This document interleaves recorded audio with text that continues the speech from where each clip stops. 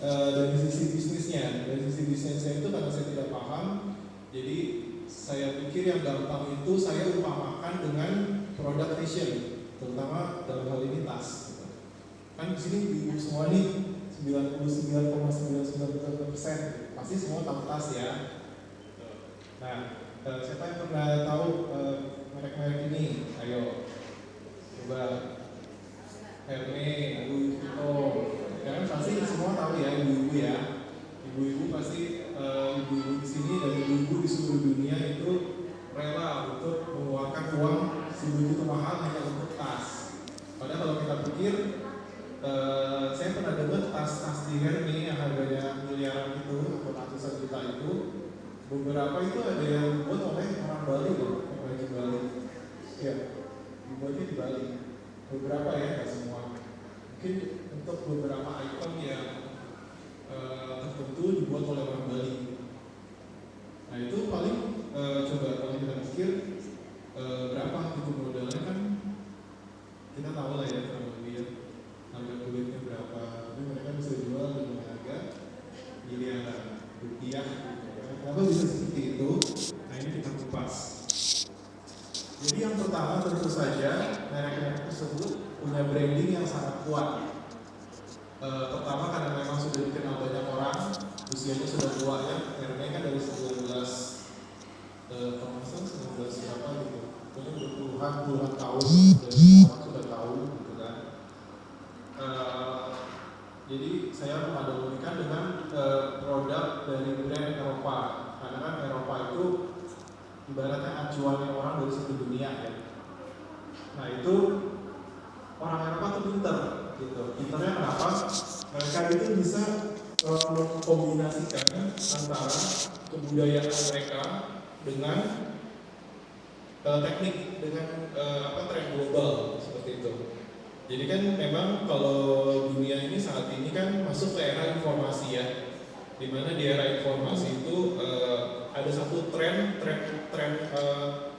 global kita sebutnya. Jadi ada satu bentuk-bentuk yang memang disukai oleh semua orang, tapi mereka bisa memasukkan kebudayaan ciri khas dari culture mereka Eropa. Ditambah lagi dengan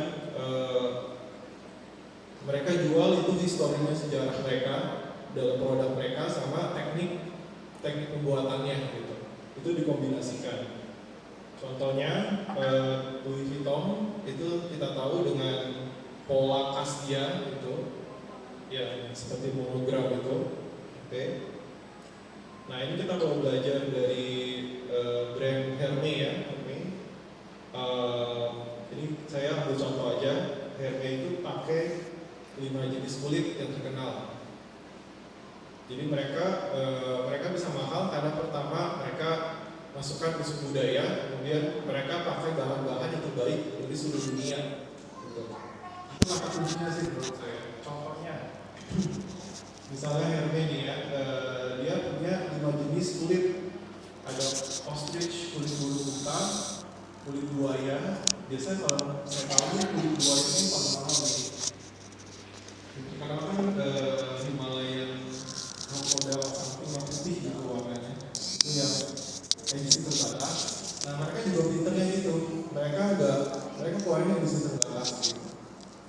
Terus bahan Togo ini yang paling populer, yang paling seringnya bahan kulit anak sapi, kemudian kulit untuk kelapa muda dan bahan kulit anak lembu gitu. Nah dari sini sih kita ambil benang merahnya aja ya. Gitu. Benang merahnya itu apa? Di sini tuh benang merahnya mereka itu menggunakan bahan yang terbaik. Jadi kalau kulit dipastikan kulitnya itu terbaik gitu. Misalnya kenapa dia pakai kulit burung unta atau kulit anak lembu? Kenapa kulit sapi biasa gitu kan? Karena mungkin mereka sudah mempelajari bahwa kulit anak sapi atau kulit anak lembu itu yang kelenturan yang paling baik, daya tahan yang paling. Jadi seperti itulah, hal seperti itu intinya. Nah mungkin dari sini kita bisa belajar. Nah kalau nipah nih berarti mungkin kita mesti pilih benar-benar diseleksi bahan nipahnya itu yang terbaik gitu. Karena kalau yang saya tahu dari contoh dari bambu ya, bambu itu juga masih sembarangan loh. Supaya bisa, kan sekarang banyak kita lihat kan rumah dari bambu gitu kan. rumah dari bambu kalau yang berkualitas itu bisa tahan puluhan tahun bambunya. Nah supaya bambunya bisa tahan puluhan tahun itu nggak sembarangan. Misalnya mereka tanamnya itu ada waktunya tanam bambunya. Bambunya itu harus umur berapa, lalu dipanennya itu kalau masalah setelah bulan pertama atau sebelum bulan pertama bisa lupa. Terus waktu penanamannya juga ada ininya, ada waktunya. Misalnya harus ditanam pada saat minggu keberapa gitu, saya lupa. Saya pernah dikasih tahu juga. Makanya ketika bambunya itu tumbuh, terus dengan mengikuti pola-pola yang mereka sudah tahu gitu kan, jadi bambunya itu dalam kondisi terbaik, tidak boleh diserang hama dan segala macam. Nah ini MIPA juga saya pikir bisa belajar dari hal seperti itu. Dan MIPA kan saya tahu ada pola khas yang warnanya khas dan polanya khas. Karena jujur saya sudah bandingkan MIPA dengan BIDI gitu ya, warnanya tetap beda. Meskipun sama-sama krem coklat muda gitu, tapi tetap beda. Nggak bisa dibandingin gitu. Jadi akhirnya saya bilang ini beda, nggak bisa. Gitu. Jadi memang MIPA ini sangat unik sih. Sangat unik, ditambah dia ada pola jahitan khususnya gitu. Ya diharapkan jika hal seperti itu bisa dipertimbangkan, bisa menjadi produk berkualitas internasional. Bahkan tidak ada kemungkinan bisa diekspor gitu. Karena kalau untuk orang-orang barat itu sangat suka dengan hasil-hasil kerajinan alam. Sebetulnya mereka sangat menghargai hasil-hasil alam, produk-produk dari hasil alam. Ya, contohnya ini kan kalau dari brand Louis Vuitton, Chanel itu sudah menggunakan bahan-bahan yang berkualitas tinggi, seperti tadi saya bilang. Jadi mereka punya suatu standar tertentu. Jadi nggak semua kulit itu bisa dipakai untuk mereka. Bahkan tasnya belum dijahit nih, baru bahannya aja tuh sudah diseleksi. Gitu. Jadi penyeleksian itu sudah dimulai dari bahan. Nah penerapan di Indonesia yang seperti tadi saya bilang, mungkin kita bisa mempertimbangkan untuk menggunakan bahan terbaik. Kalau MIPA ya berarti mungkin saya nggak tahu nih ya, saya itu masukan juga. Mungkin ada hal-hal seperti yang bambu tadi. Daya tahannya atau segala macam mungkin ada nggak sih Bu upaya yang agak nggak rata itu dari hasil panen lagi? Mungkin ada yang agak tingginya nggak terlalu rata gitu. Misalnya kalau ibu panen MIPA, ibu yang ngambil MIPA saya nggak tahu ya. MIPA-nya itu kan mungkin ada tuh yang diameternya agak kecil gitu ya, atau gimana?